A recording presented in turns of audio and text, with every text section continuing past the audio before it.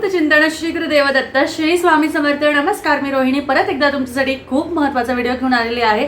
तर चला स्वामींचे नामस्मरणाने आजच्या व्हिडिओला सुरुवात करूया। श्री स्वामी समर्थ, जय जय स्वामी समर्थ, श्री स्वामी समर्थ, जय जय स्वामी समर्थ।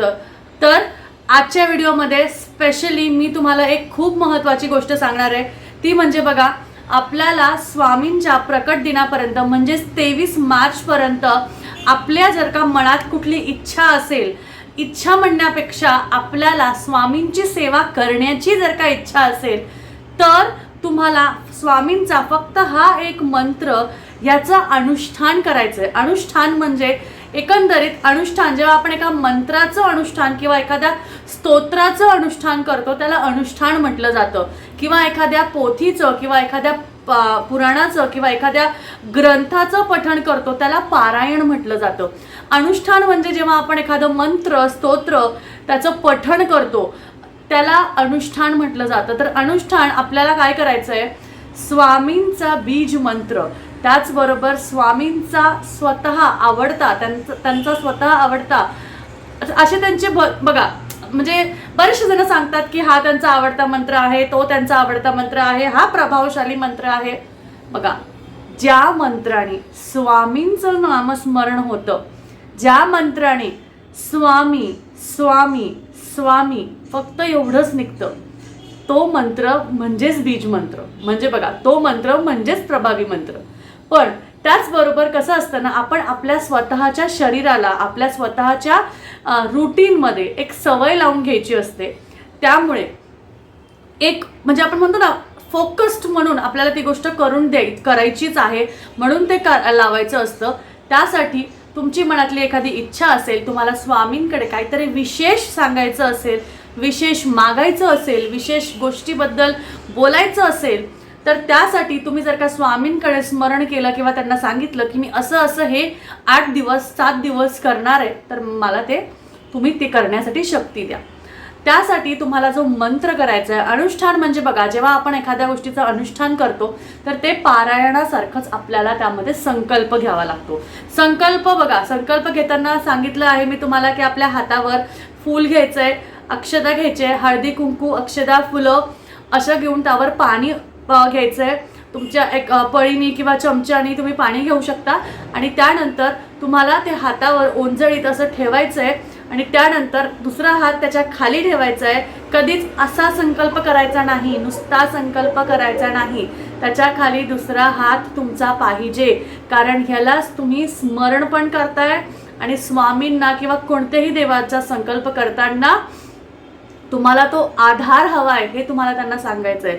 संकल्प करताना ह्या हातात फुलं, पाणी, अक्षदा, कुंकू, हळद सगळं घेऊन तुम्हाला ते घ्यायचं आहे आणि त्यानंतर तुम्हाला स्वामींना म्हणायचं आहे की बघा स्वामी, मी आजपासनं ह्या गोष्टीचं अनुष्ठान करत आहे, मला माझ्या ह्या इच्छेप्रमाणे मी हे गोष्टीचं अनुष्ठान करते, तर मला ह्यामध्ये संपूर्णपणे म्हणजे आपण म्हणतो ना की व्यवस्थित सक्सेस येऊ द्या, किंवा मला हे माझ्याकडनं हे पूर्ण करून घ्या, असं त्यांच्याशी बोलायचं आणि तुमच्या साधारण भाषेत बोलायचं आहे।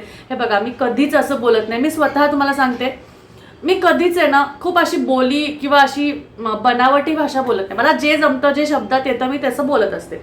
त्यामुळे स्वामी, माझी अशी अशी इच्छा आहे, मला माझ्या ह्या इच्छेला तुम्ही मला हे पूर्ण करण्यासाठी शक्ती द्यावी, ताकद द्यावी, त्यासाठी मला हे पूर्ण करण्यासाठी तुम्ही जेवढं बळ देता येईल तेवढं द्या आणि माझ्याकडनं हे पूर्ण करून घ्या। आणि त्यानंतर तो संकल्प, त्याचे पाणी आहे, सगळं आहे, तुम्हाला एका तामणात, एका ताटात ते सोडून द्यायचं आहे। ते झालं की लगेच तुम्हाला तुमच्या गोष्टीला पठण करायचं आहे। आता पठण काय करायचं आहे, तर ह्या मंत्राचं पठण म्हणजेच बघा, श्री स्वामी समर्थ हा बीज मंत्र।